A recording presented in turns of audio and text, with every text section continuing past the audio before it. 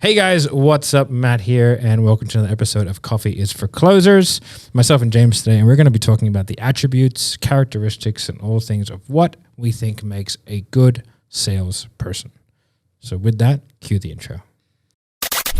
If you listen to this podcast, you will make your first million within 3 years. I'm going to repeat that. You will make $1 million within 3 years of the first episode you listen to. We don't want pikers. We're not here to save the manatees. We're here to make podcasts. You really want this. You listen and review.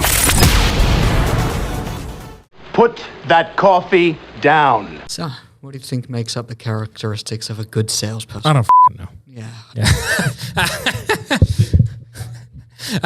No, it's an interesting question, right? Because, we have a lot of salespeople, and we're constantly getting people want to come work for us, or accounts that want to come and get our salespeople to do the sales for them, which we love, by the way. So, come all. So I think we've done a good job of determining the core characteristics of who will be a successful salesperson for the most part. Yeah, at least within our network. Yeah. Like in other niches, there could be far different qualities that are, not in line with what we do, and that would probably like selling pharmaceutical sales or something might require a different type of person. Yeah, you'd have to be very hate children or whatever, sociopathic or something. No offense to all the pharma sales guys out there, but yeah, like I think we have a very particular culture here, which is getting harder and harder, to be honest, to maintain, just because of the size of the business, but we're doing our best. I think it's actually getting easier and easier. Yeah, to be honest. Well, that's the other side. Sure, we could argue about. That's the other side of the coin. Yeah, I think like what I see is like, okay, so the characteristics that made me a successful salesperson was like the constant and persistent back end terrifying prospect of like the leads and the whole like delivery system that gave me leads falling apart, which drove me to do lots of follow-up, lots of referrals, all that kind of stuff. And there are times in where that stuff gets a little bit down below KPI, and we have to sort of go in there and reinvigorate that stuff. So then like that stuff is harder to get the engine re-going, because there are so many more people. But in general, we do it a lot more than everybody else. But I think like, the sales guys that treat the sales process as their own business are the ones that are the most successful. Absolutely. It's just accountability and not blaming the leads. Yeah. It's like, if the leads aren't as good, I'll make more calls. I'll get on the outbound. I'll find another way to bring in extra calls to myself. Yeah. I'll pay I'll hire someone to do follow-ups for me. It's like you got to treat your sales process as a business. Yeah, exactly. And so I think like that's a key characteristic is like it's not your fault, but it is your problem. Yeah. Then like that's a big one. And I think the other one is like there's a real ego of someone who makes like say 100 to 200K a year as a salesperson, which is like very, very, very unproductive. Yeah. Like super unproductive. I feel like the guys that make 300, 400, 500, 600K a year, they kind of lose that ego, right? I think you see a lot of those guys come in where they were the top guy, and they might be doing 100, 150, 200K a year, whether the top guy in that field, but come into a different industry and they can't replicate it. And because they've been like that big fish, little pond for so long, it just, particularly with sales guys, because a lot of them do have huge ambitions and like to be like the dominant guy. Yeah. As soon as they step out of that, they're like, oh, holy what just happened? Yeah. I'm at the bottom. I think as well, there's just the thing of like, I saw a guy the other day like, I've mastered sales, so I make 200K a year. I was like, well, clearly you haven't. Yeah. I was like, because there are guys that make way more than that. And then those people go, oh yeah, but what are they selling?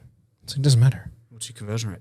Like, it just doesn't matter. But the thing is like, we have guys that make 50, 60K a month, but they're selling like $15,000 programs. These are not super expensive sales. Yeah. We have guys that are making 60K a month, but they sell a $500,000 program, and it's like they only have to make 2 sales. Yeah. Like they're good. So, so they don't have to make. So like it's funny. Like I've been like because of our name, I've been like exposed to more people who are like 80, 90K a month closers. And almost all the ones that I've been exposed to, not all, but I would say 80% were absolute trash at sales. Like they were really bad. Like I listened to the calls, their attitudes were bad. But what they were selling, like it was really easy to sell, and it was a very process driven sale. Yeah. So like it's a very particular type of sale that has a very clear and concise process, and the salesperson takes them through. And I remember we brought on this like sales duo, and like we put them in, and they were like, "Oh, these leads aren't ready to buy." I was like, "Well, I mean, like you got to sell them." Yeah. They're like, "No, we only speak to people who are ready to buy." I was like, "That's not being a sales guy, though. That's just being an order taker." Yeah, I was like, "Go." I was like, "What are you talking about?" They go, "No, we only work with funnels or this and this and this." And I was like, "Oh, so you've gotten really good at finding super easy things to sell. Yeah. That doesn't make you good at sales." Because I know guys who like are 10 times the salespeople they are, but they're only making $5,000 a month because they sell fitness or whatever. Yeah. We're only getting $30 a sale. But like at the end of the day, you can be really, really successful. Like as soon as you get into something that's half decent commissions, like half, you know what I mean? Like say it's $500 and above per sale, you can start making a lot of money. Yeah. By that logic then, all the waitresses in the world should stop working for tips and work for commission, because in that vein, they're making a sale. Yeah. It's ridiculous. It was so weird. I was so baffled by the conversation that I was like, what are you talking about? Yeah. And a lot of it comes from real heavy biz op. Like real big time biz op companies, like companies making 80, 90, $100 million a year who are selling like biz op programs or like, selling off the back of events and doing this kind of stuff. Like their systems, their systems are so good. Salespeople can make a load of money, but like they're short lived, like we brought a couple of them onto like one of our sort of more busy accounts. They bed. Yeah. They could not close a door. And we had guys like who were like 6 months into sales who were selling rings around it. It was really interesting. Yeah, it's like they go to the back of the room and you can buy now. The guys that had to leave 20 minutes early to catch a flight, they're like, "I will book you until call next week." It's like, yeah, I want to do this. I'm in. Okay, cool. I made a sale. Yeah. Yay. It's funny you say that I mastered sales, I made 200K. And it's like, no, you haven't. It's like, oh, but what are they selling if they make more? It's like, well, if you think you've mastered sales, and your whole argument point is, what are they selling? Yeah. Go sell that. You're not thinking big enough. Like, go figure out how to sell that. Like, sell your way into that job. There's a real, like, because I find a lot of sales guys either make no money. Yeah. They make like $150,000 a year, or they make $1 million, or like, $500,000 or whatever. There's not like a lot of in between. Yeah. The right offer is a crucial thing.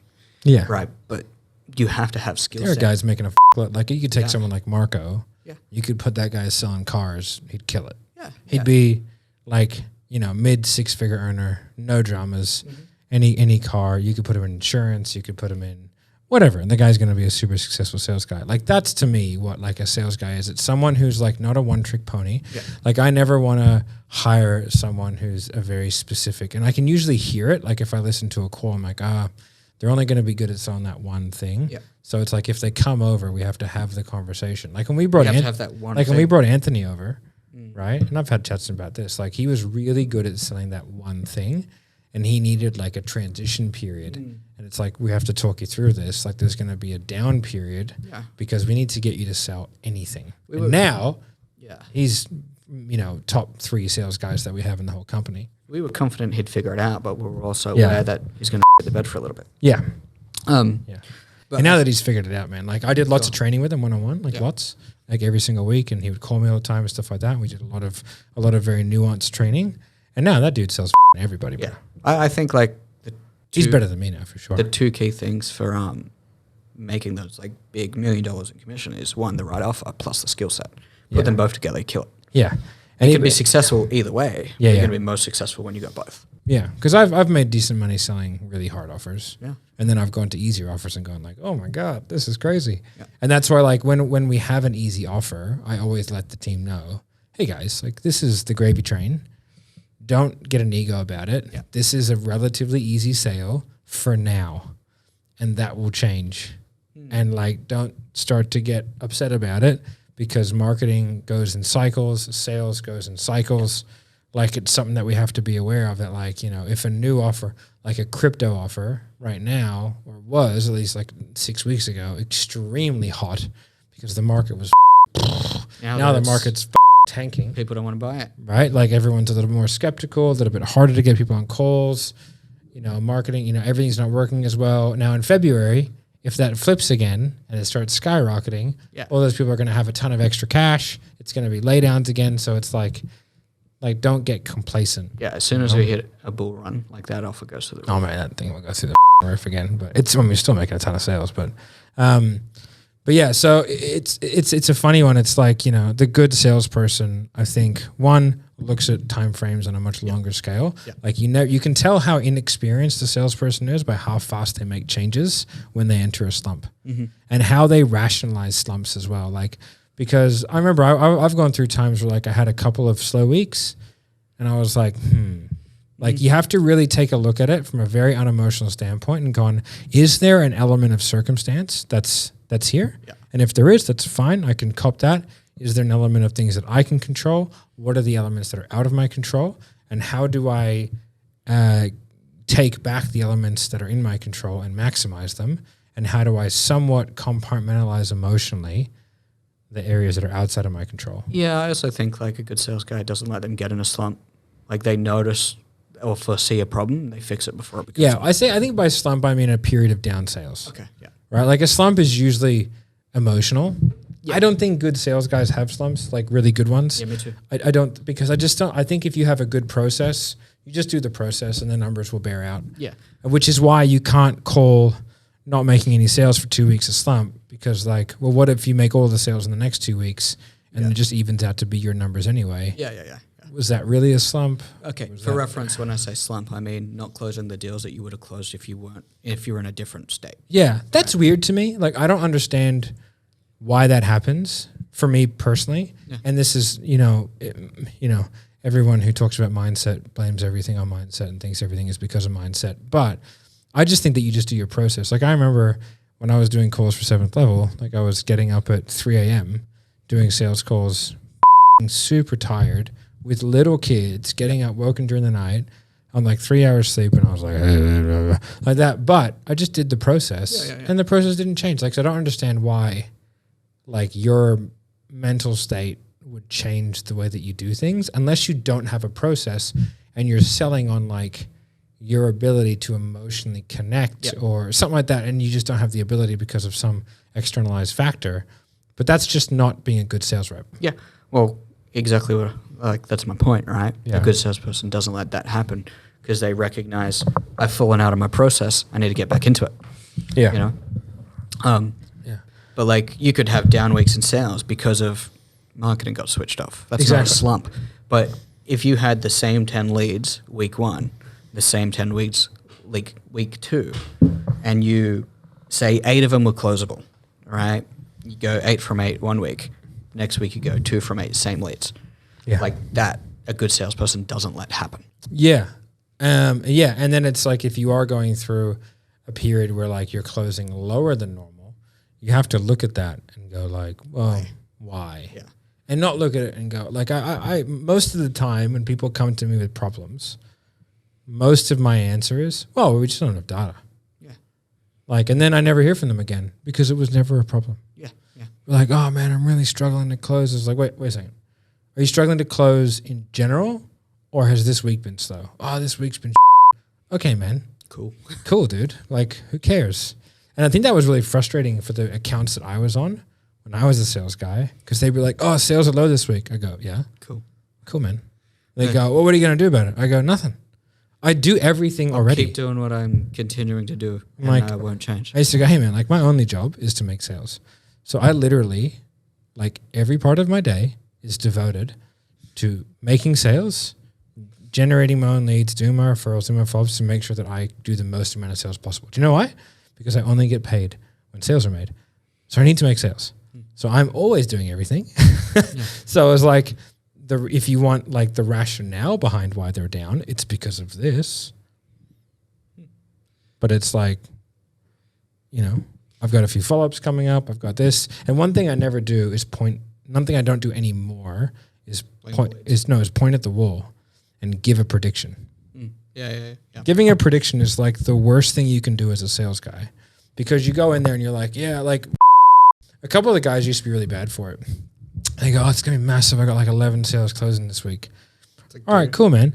Well, let's say you close 10. Congratulations, you failed. You failed. You have not managed expectations whatsoever. Exactly. And so like if the best case scenario is you close 11 and you close 10, you failed to meet expectation. And if you close 11, I go, okay, yeah, that's what you said you're going to do. Why should I, like, I don't give a But if you think you have 11 in the barrel and you go, yeah, I might close 2 or 3. And then you close 7, I'm over the moon, bro. I'm like, holy shit, this guy smashed it out of the park. Yeah, got 4 more than what he promised. Yeah. So it's like always under promise, over deliver, especially with sales. And especially when you're talking to business owners, because I think like salespeople think they're like doing the right thing, but like, oh man, I've got all this. It's going to be a huge week. It's like, no, because that business owner might forecast from that. Might make a couple of decisions thinking that you've got 50, 60K worth of joints. And then even if they push to the next week, that might put them in a cash flow position. Yeah. So it's like whenever we sign up an account, I always say, no, you won't get any sales for the first 4 weeks. Yeah. It's also, we look at it, it's like, that doesn't exist until money's in the bank. You know, until like they've paid, doesn't exist. Yeah, exactly. So like, I think, good sales guys, I don't know if this is like helpful for people, but there's a lot of like lessons from experienced sales guys. It's like, you can't do that stuff. And, one of the ways that I can always tell when we have younger sales guys on is they'll always tell me how many sales they're going to make. And I'm just like, hey man, like this is just not a good idea. I tell them, I'm like, hey, don't tell me that. I was like, if you think you're going to do that, just do it. Yeah. And then it's like, be the guy who's in the end zone, who's used to being there. You have a big week, sweet. Well done. Cool. I will never expect that to be the normal though. Yeah, that's a big no-no for business owners if you're listening, for them to have a big week and then try and make that like the new normal. That's the new normal. Great. Let's aim to beat that next week. It's like, no. Yeah. You do realize that we had 3 weeks worth of people pushing back and had a full back-to-back 4 days worth of sales calls. Couldn't take any triages this week because it was all sales. Next week I got no sales calls booked in because I booked them all this week. Yeah. So no, that's physically not possible to make happen. Yeah, it's a funny one because I think people are so emotional about sales. Both salespeople and also business owners, because sales is like such a fundamental. Yeah, but it's like it just ruins things. Yeah. Like I think we're getting better at having very unemotional viewpoints about stuff. Like we're doing a challenge at the moment. We're doing the build up for it. It'll be over by the time this gets released. But it's like institute a stop loss. It's like, hey, this is going well, this isn't going well. Okay, cool. Well, I will allow you to spend this much more money before I cut this project away. It's like, oh, we've done all this work. It's like, yeah, I don't care. So it's just like, I don't care, man. Like, yeah, we've done work. It's like, well, like, what are we going to do? Keep digging a hole knowing there's no gold at the end of it? And then just keep digging on the hope that there's gold? Like, no. We know there's gold over here. Yeah. We're mining over here because we think there's a vein. How, like, we can only go so deep before we go, let's just go back over here where we know we can mine. Like, you know what I mean? So, it's just like having those unemotional factors. And I think that really helps. I think having a business owner that can remove emotion from that side of things, I think it's much better. And I think one of the things that I'm learning, I think I was talking to my wife the other day, I was like, I think my job and your job as well as a leader is to be the one. I was telling Marco this as well. I go, you have to be the one that when everyone's freaking out, you're like, hey guys, it's cool. Yeah. Like, let's just sit down. That's my job to you. Like, let's just sit down. It's a terrible decision. You're stressed out. Figure it out. Let's figure it out tomorrow. Yeah. But my job for everybody else is usually, all right, let's just take a chill. You're the person that I can go like and actually have a vent to. I can't do it in front of anybody else. But yeah, so, it's like you want to be cool, calm, and collected. And I think like when you're the sales guy and you're in an account, you know what I mean? Like you have to be cool, calm, and collected. You need to think about things on longer timelines because you need to go, hey, listen, like if my process has worked for 3 months and I've made 4 sales every week for 3 months on average, and all of a sudden like I've made, 1 sale a week for 2 weeks, like that's just not enough of a variation over a long enough period of time to dictate a change of process. Yeah. Because a change is like, and if you change everything, which is the go-to for a lot of people, then it's like now you don't know what wasn't working. Yeah. You don't know what was working. So it's like pick one metric. And it's really funny because the biggest thing I see like is like, oh, fix your show up rates, right? Fix your show up rates. You know what I've never seen anybody teach on how to fix show up rates? Is how to turn their reminders on. Yeah. Like, are your reminders on? Because I can tell you right now, 80% of the time, it's because you run out of credit on text messages for reminders. Yeah. That is literally 80% of the time. I've gone into so many accounts and they're tearing their hair out trying to fix stuff. And I go, are your reminders on? And I go, and I go, how many are you sending? And then I'll figure out that they don't have any tags set up to take people on and off different lists, right? So you'll have, like I went to an account the other day, I go, you realize that when somebody, like they've opted in for something, which means they're getting promotional emails. Now they've opted in for a call as well, which means now they're getting promotional emails, plus they're getting your emails for following up. I go, and then you also have a manual outreach. So like in between, for one of the clients, if they had 4 days in between a triage and a sales call, they would receive 19 different communications. And I was like, I don't want to show up to that. It's too much, man. Like you just and it's like, okay, we set up some tags in like ActiveCampaign so that, okay, they go on this list, they're removed from other ones. And they had like 7 text reminders, which is way too much. And they tried to make them like all personalized. They look personalized, but people can see right through it. They know it's not real. So we went back to like the stock standard messaging that just comes with it, right? With a small tweak. And all of a sudden, like now they're getting a 48, a 24, and like a 3, and like they're fine. And the show up rate just skyrockets. You know what I mean? It's like these are like, but people are like, oh no, it's all about what you say. And like, yeah, there is an element of that, but let's just fix the basic first. Yeah, we talk a lot about like sales resistance, but there's also marketing resistance, which is something that doesn't get touched on.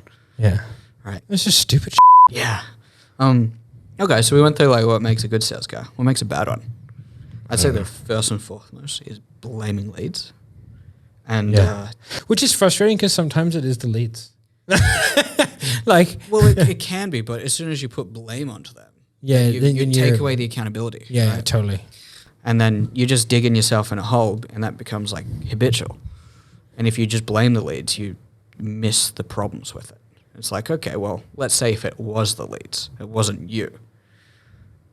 Because you're playing the boy who cried wolf, right? Yeah. So every time you're like, oh, it's the leads, it's the leads, it's the leads, then let's say something does happen with marketing, show up rates tank, and you're just like, oh, the leads are shit. No one's going to believe you. They're not going to do anything to fix it because it's the go-to problem.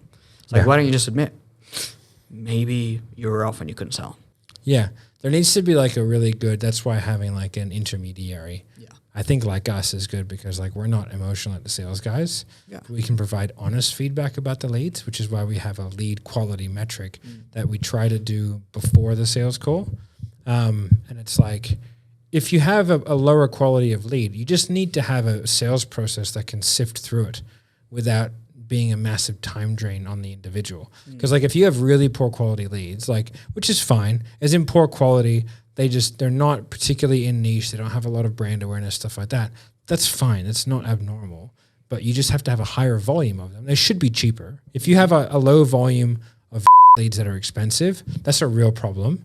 That's a marketing issue. Yeah, right. It's that, or it's a branding issue, and the person you're selling for is just not good at that job. Yeah, exactly. And so, like, but generally speaking, if you have when you have lesser quality leads, it's because they're going out to larger audiences. So that means you usually get a lot of them. Yeah. Right. So you just have to have like a sifting process, because if you like, for example, like I remember one of the accounts we were on, we're getting like something like 1,000 leads a week, but there was like at one point there was like a 60% no-show rate. Oh yeah. So it's like, well, that's 600 leads a week that are no-showing.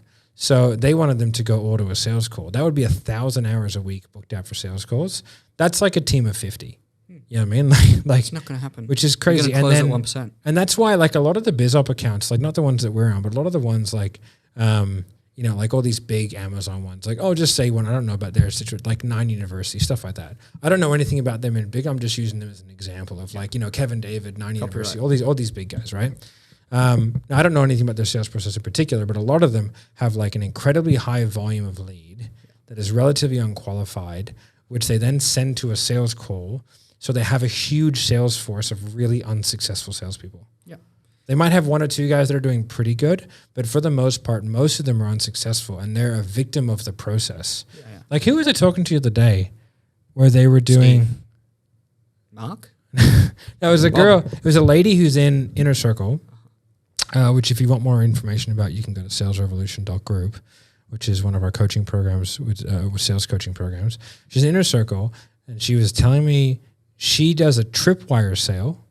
Right? So tripwire sales where they opt in for like a coaching lead magnet, and the sales call is part of the deal, but they don't know it's a sales call. They think it's something else. And you got to try and sell it. It's a really difficult way to sell. All right. But then also like they get that, then they send them to a webinar. So they do that as like a 20-minute call, which is like a triage, and they get sent to a webinar, and the salespeople only get the people who didn't buy from webinar. And I was like, oh, you have the worst gig ever. Yeah. I was like, that process is designed to have a free workforce. Let's be very clear.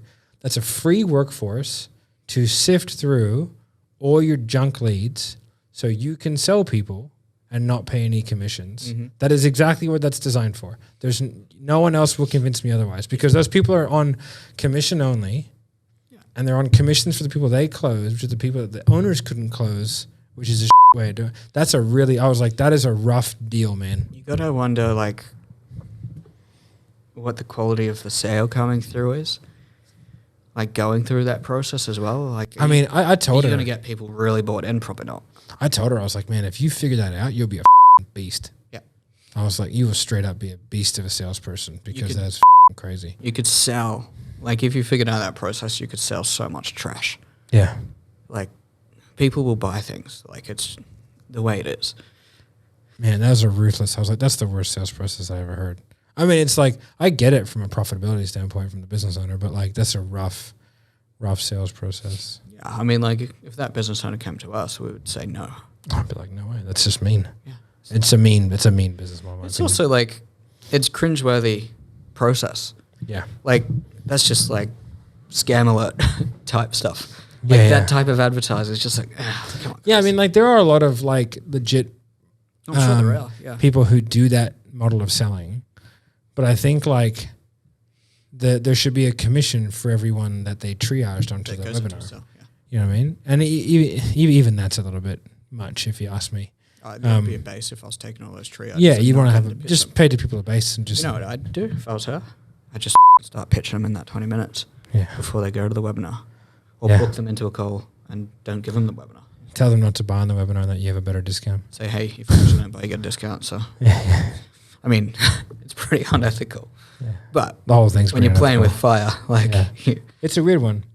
But other bad sales. So blaming the leads is one, I suppose. The other one I think is like just wanting to be like, oh, I only take inbound. Yeah, that's a really bad one, because like there's just not many. It's ego in general. There's not many really successful salespeople that like that will rely on the business to be their entire source of lead. Like, if you don't have a referral thing going on, if you're not doing a little bit of your own stuff to like generate leads, like, it's not that you need to be out there on LinkedIn doing stuff, although we've had people do that, but like, you know, just creating your own little ecosystem. I don't know any really top end dudes that don't do that. Safety. Yeah. I think like ego, we've seen like sales guys get too big for their boots and think that they're far more important. And it's like, oh, well, one of the things sales guys, like I've noticed, particularly ones with certain like attitudes coming in, is I'm making you all this money because I'm doing the sales. I want more. It's like, well, you're just a sales guy. Like, you didn't take any risk. Yeah. You didn't put any infrastructure. You didn't pay for all these leads. I did a video on that ages ago. Like, you're not worth 20%. You know what I mean? Yeah. Like a standard, like we charge more than 20. We charge between 20 and 25% usually. Yep. Most of the time, 25%. Now, that doesn't all get passed on the sales guy. I've been very transparent with them. Like we take a big chunk of that. But like we provide so much more than a sales guy ever would. Yeah. Like, and so a sales guy getting paid 20% to me is kind of crazy. Unless they're like a very senior sales guy that has a lot of insight and can help you grow the company. But like when you think about it on the face of it, like let's say you're selling a $30,000 program, like there's a one, they have to get there. They have to the brand awareness has to be there. And like for someone who we do a lot of brand awareness stuff, we don't do any direct advertising for Sales Sniper, like none, but we do a lot of brand awareness and a lot of content, all that kind of stuff. Like, so, you know, this studio costs well over $100,000, well over, right? And it's like, that's all part and parcel to getting leads, right? And so it's like, now we don't have the money without the guys making the sales, but there is no sales to be made without us doing all the back end stuff. And especially when clients come to fulfillment side of things, like if you have to fulfill on that client for 12 months and you're taking 1/5 of it with zero risk, it's a difficult proposition. And I think a lot of sales guys are a little bit, greed is the wrong word, because I think it's just ill-informed, where like they think they should be getting 15, 20% for a sale. It's like, yeah, you have a skill set, which is important. However, like there's so much more that goes into running a business than just sales. And sales is a crucial component, but so is marketing, so is delivery, so is finances, so is branding, you know, so is just internal communication structures, operational systems, all that kind of stuff. Like that's all integral. And so like with us, when we come into a client, like we provide so much consulting as a part of our fee that like we end up like for 4 of our clients, we redid all their funnels. Yeah. Like as just, we're like, oh, guys, like you can't get it right. We redid them and we literally quadrupled sales. Yeah. Right. There's greed there. And I think that comes from like, when the sales guy, they're performing much better than the rest of their team. And they see that business owner not doing much because they're just on a camera or whatever all the time. And they think that, without me, you'd have nothing because they're the best sales guy by far in a team, and it's just such a dangerous. But then you get the business owner who thinks the same thing, which is, without me on camera, you have nothing. So it's like both are right and both are wrong at the end of the day. There has to be, like, I want to take the most amount of commissions possible given the value that we provide and without limiting the scalability of a company, which is why some companies have totally different commission structures because they have very different business models. Like if they come to me with a specific business model, and I understand their numbers and how their business work, then I'll work off a net, right? Like very, very, very rare, but like for very particular business models, I'm like, oh, okay, if I take 25% gross, I'll bankrupt you. I get that now. Yeah, and we've done it before. Right, and we've done it before, and we've held, like we've taken too much. We've taken 30% from some people, and then we ended up going, hey, this is too much. Like this is too much of a burden. We're going to lower it. Stuff like that, right? So I think we don't know that P&Ls. Like we don't know the cost of delivery. Yeah, so it's really interesting. But I think like it's good for, you know, sales guys, but I think it's why more transparency amongst business owners would be helpful, because like, you know, if you can articulate as a business owner why you have certain payment structures and bonuses and all that kind of stuff in place, like people are always going to want more. But if you can articulate why, it's like, hey, I could pay you more, but just so you know, like I would not have enough money to reinvest in marketing. So this is the most you'll ever make. Yeah, exactly. Right. So we can do that, but just to know the business will not grow. Now, if you want to grow with the business, then like we all have to make sacrifices, you know, like our salaries at Sales Sniper are not big. Like they're just not, you know what I mean? Probably much less than what people assume they are, because we intentionally reinvest back into the business. Like, so like we're making less than some of our sales guys. Oh yeah. Right. I mean, it's intentional. We could make a lot more than what we do. And we take dividends and stuff, which is a bit different, but like on a, you know, some of our management have higher salaries than us. At one stage we were like 8 months ago, we were probably like 10th and 11th highest paid people in the company. Yeah. With the intention to take a lot more once we've reinvested enough. We got some pretty decent dividends last year, but again, like we didn't pay a dividend until 18 months in. Yeah. Because we chose to reinvest. Yeah. But like, I mean. And we wouldn't have done it then, but we had to due to an ownership structure thing. Yeah. I mean, we still. Yeah, okay. Like, but the point is like, you're happy to take those sacrifices so that in 3 years it's like, okay, well, that's stupid money. Yeah, exactly. And the only way that you do it is when you put employees first. Yeah. But talking about like those structures, I mean, look at insurance. Was that like 120% upfront plus 3, 4, 5% residuals? Like different business models cater for different commission structures. If you guys like this kind of content, make sure you like, subscribe, hit notification bell, all that kind of good stuff. We appreciate everybody listening. Have a fantastic day. Enjoy. Thanks, guys. We'll see you soon. Bye. Bye. The intro. So No, dig up, stupid. Yeah, dig up. Dig up. Your mic's just It's disbanded. It's Dude. decided it doesn't like it. Fucking as sick as hearing you as these listeners are. Should probably wrap it up there. Guys. Yeah, on saying that.